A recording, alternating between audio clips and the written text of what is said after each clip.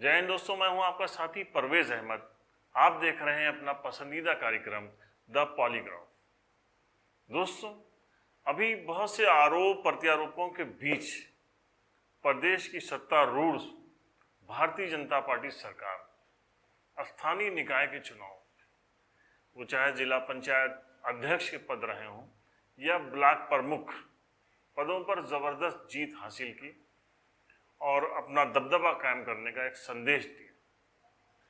अगले साल यानी कि 2022 में विधानसभा का फाइनल होना है। इस फाइनल में जबरदस्त जंग देखने को मिल सकती है भारतीय जनता पार्टी और समाजवादी पार्टी। लेकिन उससे पहले भारतीय जनता पार्टी एक और सेमीफाइनल खेलना चाहती है।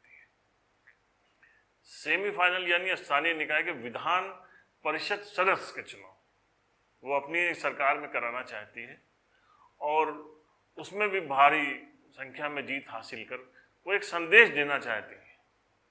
यही नहीं, वो इन जो इसके प्रमुख पदों के सहारे बूथ लेवल तक पहुंचना चाहती है और चाहती है कि एक बार फिर भारतीय जनता पार्टी की वापसी हो जाए। भारतीय जनता पार्टी के आगे सवाल ये है कि उसको जहां इस चुनाव में अभी बहुत महंगाई, बेरोजगारी जैसे मुद्दों पे जूझना पड़ेगा, वहीं समाजवादी पार्टी के सामने भी एक बड़ा सवाल है। वो सवाल है कि वो बिखराव जो है, उनकी पार्टी में नेताओं का जो बिखराव है, उसको एकत्र करना है। इस चुनाव में बाराबंकी के एमएलसी चुनाव में खासकर निगाहें बाराबंकी पर रही, क्योंकि स्थानीय निकाय में आज तक कोई चुनाव यहां से कोई एमएलसी भारतीय जनता पार्टी का नहीं जीता है। मनोनीत जरूर हुए थे पुतुल अवस्थी जी, लेकिन यहां से अभी तक जीता कोई नहीं। इसलिए बाराबंकी भारतीय जनता पार्टी की खास निगाहों में रहेगा। लेकिन उससे पहले हम बात करते हैं जो बाराबंकी की राजनीति रही है। अब तक बाराबंकी हमेशा सत्ता का केंद्र में बना रहा है।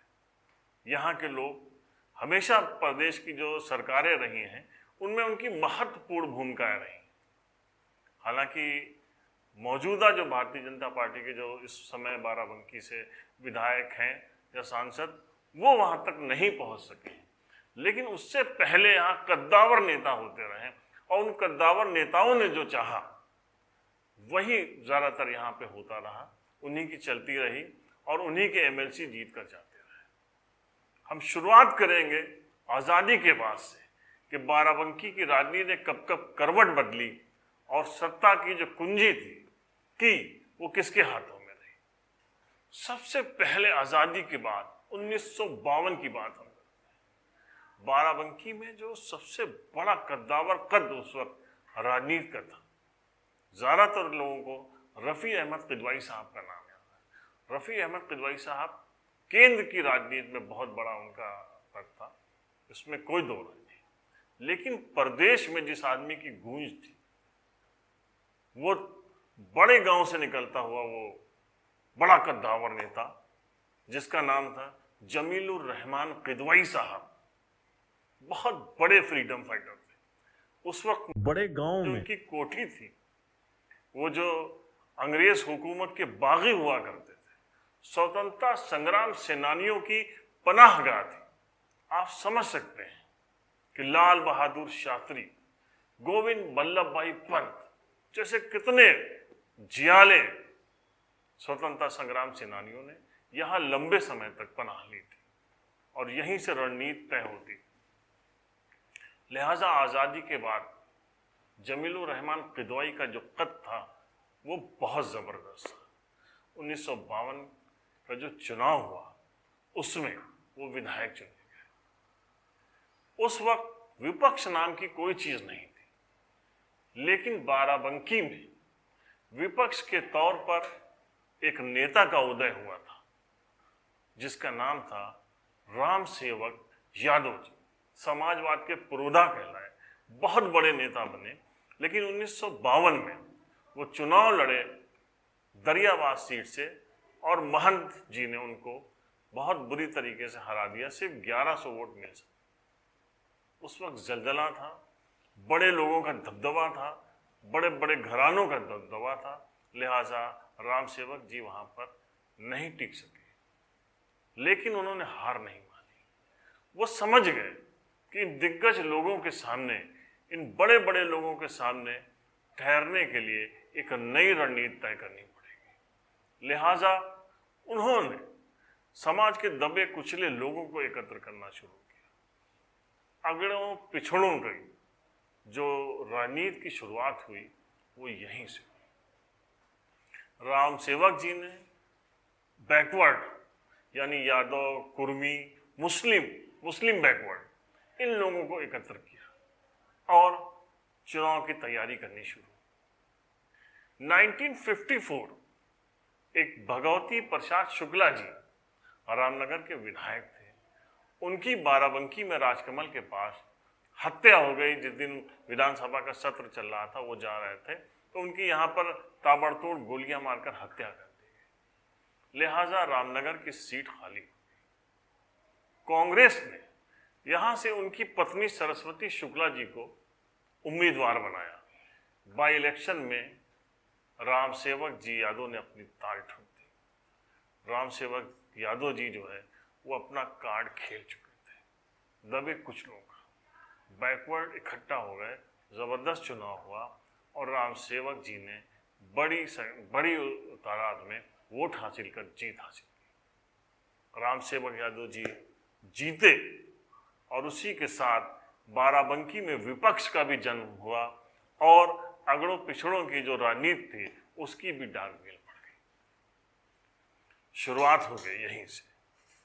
कांग्रेस और विपक्ष का जो जन्म हुआ बाराबंकी में वो राम सेवक यादव जी की जीत के साथ हुआ। उधर वो जो घराना था जमीलुर रहमान किदवई साहब, उसमें कई लोग राजनीति के बड़े बड़े ओहदों पर रहे, लेकिन वो दबदबा जो जमीलुर रहमान किदवई साहब का था वो और कोई कायम नहीं कर पा रहा था। लिहाजा उनके घर से एक बड़ी पढ़ी लिखी महिला जो कि अलीगढ़ यूनिवर्सिटी की टॉपर स्टूडेंट रही थी, यानी मोहसिना किदवई थी, उनकी बहू थी। उन्होंने राजनीति में कदम रखा और बहुत कम वक्त में बहुत ही जल्दी अपनी पहचान बना ली। सदस्य विधान परिषद मनोनीत हुई 1960 से।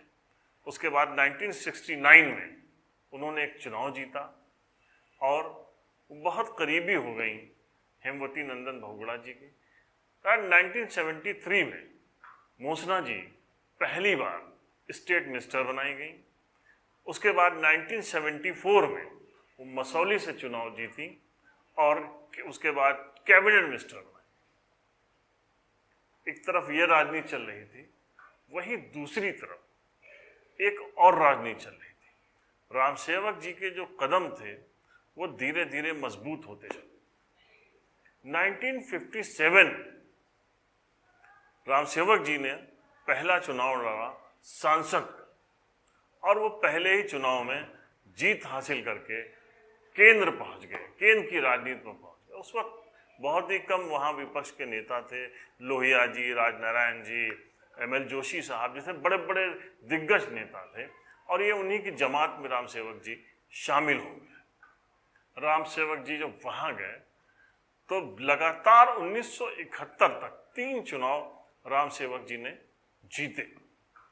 इस बीच में एक और नेता राम सेवक जी के साथी अनंतराम जायसवाल जी 1967 के चुनाव में वो जीते और उस वक्त चौधरी चरण सिंह की जो गवर्नमेंट थी उसमें वो मंत्री बनाए। लेकिन एक करप्शन का चार्ज कुछ उनके ऊपर लगा के नहीं वजहों से और उससे चौधरी चरण सिंह नाराज हो। उनकी नाराजगी बढ़ती जा रही थी राम सेवक जी से। लिहाजा उनकी एक नए नेता की बाराबंकी से तलाश शुरू हो गई। एक ऐसे नेता की तलाश शुरू हुई जो कुर्मियों को उनके साथ उस पार्टी में ले गया। राम सेवक यादव जी के एक बहुत खास दोस्त है अशरफी लाल जी, और अशरफी लाल जी और बेनी प्रसाद वर्मा जी बहुत अच्छे दोस्त हो। उस वक्त बेनी प्रसाद जी केन यूनियन में अपना दबदबा कायम कर चुके थे। लिहाजा ये बात रामसेवक जी तक पहुंच गई कि एक युवा नेता है, बहुत तेज तर्रार, और राजनीति की जो बिसात है उसको बैठाने में वो बहुत माहिर। लिहाजा बेनी प्रसाद जी रामसेवक जी तक पहुंचे और 1974 में दरियाबाद से पहला चुनाव जीते। उस वक्त बगल की सीट थी रुदौली, जहां से रामसेवक जी चुनाव लड़ रहे थे, क्योंकि 71 में वो हार गए थे। उसके बाद का जो चुनाव 1974 का था, तो रुदौली से रामसेवक जी लड़ रहे थे, वो जीते, और दरियाबाद से बेनी प्रसाद जी जीते। अब हुआ गया, जिस वक्त रामसेवक जी जीते उसके इलेक्शन के दौरान ही उनका एक्सीडेंट हुआ, गंभीर रूप से घायल हुए। उसके बाद कुछ टाइम के बाद रामसेवक जी इस दुनिया से चले गए। रामसेवक जी बहुत बड़े नेता के तौर पर स्थापित हो चुके। उनके जाने के बाद, क्योंकि अनंतराम जायसवाल जी थोड़ा सा कमजोर हो चुके थे, इसलिए बेनी प्रसाद वर्मा जी पूरी तरीके से चौधरी चरण सिंह के करीबी हो गए। अब बाराबंकी की राजनीति, एक तरफ मोहसिना किदवाई साहिबा और दूसरी तरफ बेनी प्रसाद वर्मा जी,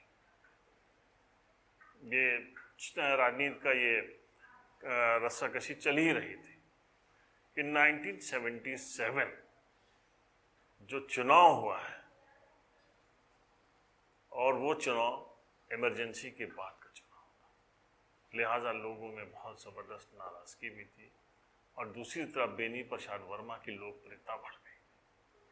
बेनी प्रसाद जी ने उस टिकट बांटे थे, उस बार बाराबंकी के टिकट बेनी प्रसाद वर्मा जी ने बांटे, और उन्होंने खुद फैसला किया कि वो मोहसिना किदवाई साहिबा के खिलाफ मसौली से चुनाव लड़े, और लड़े चुनाव और जीत भी हासिल की। बेनी प्रसाद वर्मा जी के जीत हासिल करने के बाद उनका डंका बज गया, और यहाँ से उनका दबदबा कायम हो गया बाराबंकी के। हालांकि मोहसिना जी उसके बाद ही जो उपचुनाव हुआ तो आजमगढ़ चली गई, और आजमगढ़ से वो सांसद चुन ली गई, और वह केंद्र की राजनीति में चली गई। लगातार बड़े बड़े मंत्रालय उनको मिले। वो इंदिरा गांधी और सोनिया गांधी की बहुत करीब रहीं, कई बार मंत्री बनाई गई, कैबिनेट मिनिस्टर बनाई गई। लेकिन जो बाराबंकी की और प्रदेश की राजनीति की धार थी, वो कुंद होती चली गई, और यहाँ पे बेनी प्रसाद नाम का एक सूरज था जिसका उदय हो चुका था, जिसका दबदबा कायम हो चुका। लिहाजा जो एमएलसी वाले पर हम आते हैं, एमएलसी मोहसिना किदवाई जी के बाद तो 77 राम नरेश यादव जी, जनता पार्टी की सरकार बनी थी, उसमें पहले बेनी प्रसाद जी मंत्री नहीं बनाए गए थे, क्योंकि ये तय था कि जो इमरजेंसी में जेल गया होगा वही बनाया जाएगा। लेकिन उसके बाद जब बाबू बनारसी दास मुख्यमंत्री बने, तो जो चौधरी चरण सिंह की धर्मपत्नी थी उन्होंने बहुत जोर मारा, और बेनी प्रसाद वर्मा जी जो है मंत्री बना दिए गए। तो उनका वो दौर आ ही चुका था। उधर वो आजमगढ़ से होकर मोहसिना किदवाई जी केन की राजनीति में जा चुकी थी। एमएलसी का चुनाव, क्योंकि आप उस वक्त जानते हैं कि 3 जिलों से मिलकर जो है वो चुनाव होता था। यहाँ पे 3 जिलों में 2 सीटें होती। वो मोहसिना जी के बाद जो है पुत्तू लाल वर्मा और सरदार हरभजन सिंह ये जो है बनाए गए, ये लोग एमएलसी, मुनेश्वर बख्श सिंह, ये लोग एमएलसी हुए। फिर जो है वो अपर हाउस का वो कैंसिल हो गया काफ़ी वक्त तक। 1989 मुलायम सिंह की सरकार बनी, सेकंड मैन थे उसमें बेनी बाबू, 12 मंत्रालय उनके पास है, कद्दावर नेता बेनी प्रसाद वर्मा जी। जब स्थानीय निकाय फिर सिंगल सीट हो गई, एक सीट, मतलब यही बाराबंकी जिला, स्थानीय निकाय का चुनाव आया। गयासुद्दीन किदवाई साहब बहुत काबिल वकील थे, और बेनी बाबू जी के बहुत करीबी लोगों में उनकी गिनती होती थी। लिहाजा उनको बाराबंकी से कैंडिडेट बनाया। बेनी प्रसाद जी ने अपना पूरा सिस्टम बैठाला, और उनके मुकाबले राजलक्ष्मी वर्मा साहिबा बीएसपी से चुनाव लड़ रही थी, बहुत ज़बरदस्त लीडर थी।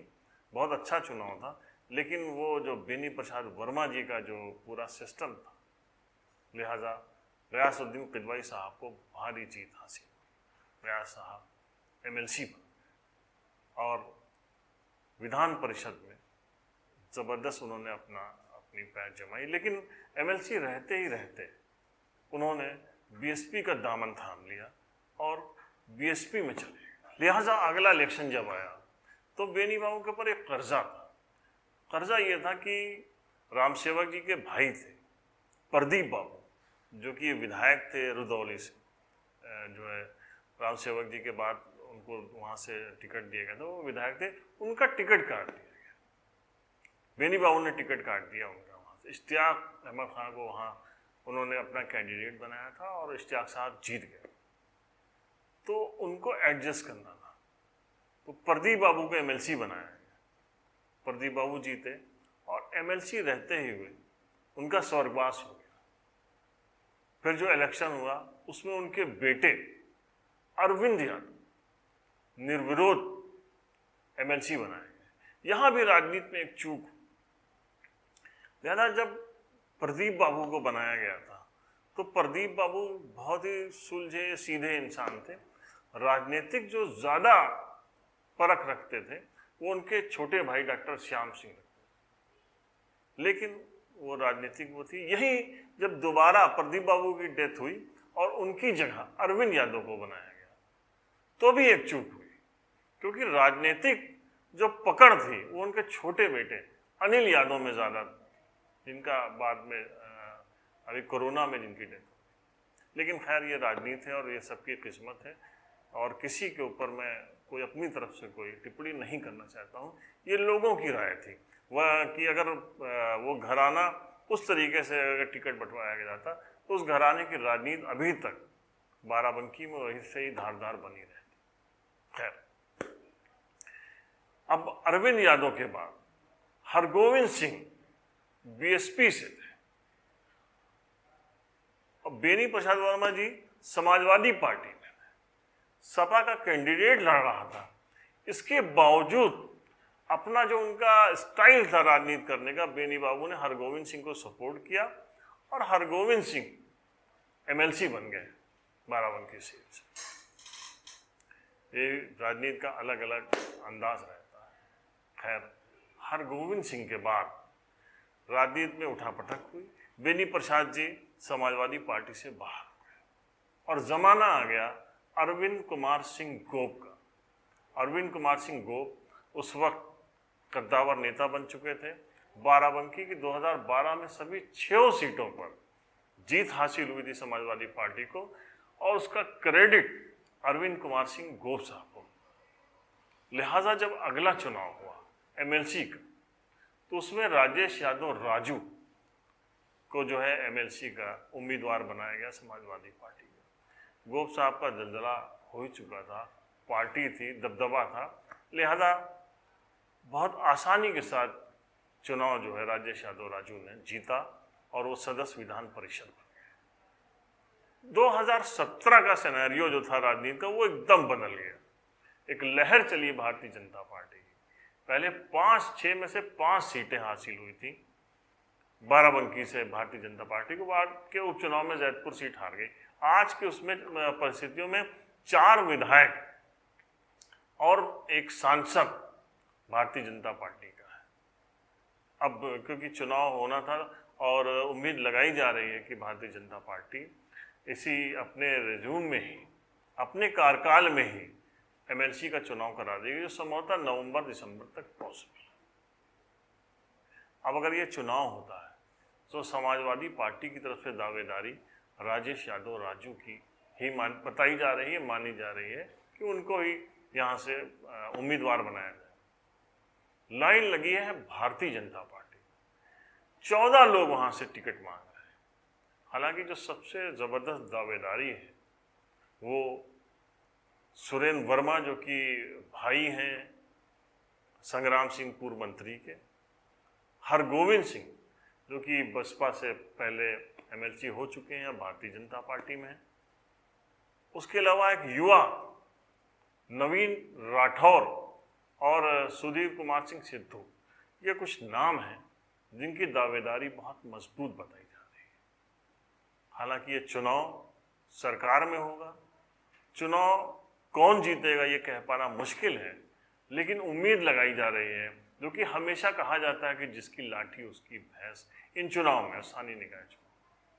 लेकिन क्या होगा ये कोई नहीं जान सकता। कमर दोनों ही पार्टियों ने कस दी है। भारतीय जनता पार्टी जूझ रही है महंगाई, तेल, गैस की कीमतों से, उसको इसका जवाब देना पड़ेगा। और समाजवादी पार्टी जूझ रही है लीडरशिप से। इस बार बिखराव है, कोई कद्दावर नेता ऐसा नहीं है जिसके हाथ में जो है वो सारी सत्ता की बागडोर नजर आ रही हो। बिखरी हुई समाजवादी पार्टी है, लिहाजा कितना केंद्रीय नेतृत्व जो है समाजवादी पार्टी का वो एकत्र कर पाता है, कितनी पकड़ बना पाता है, क्योंकि जिला पंचायत के चुनाव में तो उसको करारी हार देखनी पड़ी थी, लेकिन ये चुनाव उससे भिन्न होगा। उम्मीद लगाते हैं एक जोरदार मुकाबला देखने को। बहुत शुक्रिया, धन्यवाद, जय हिंद।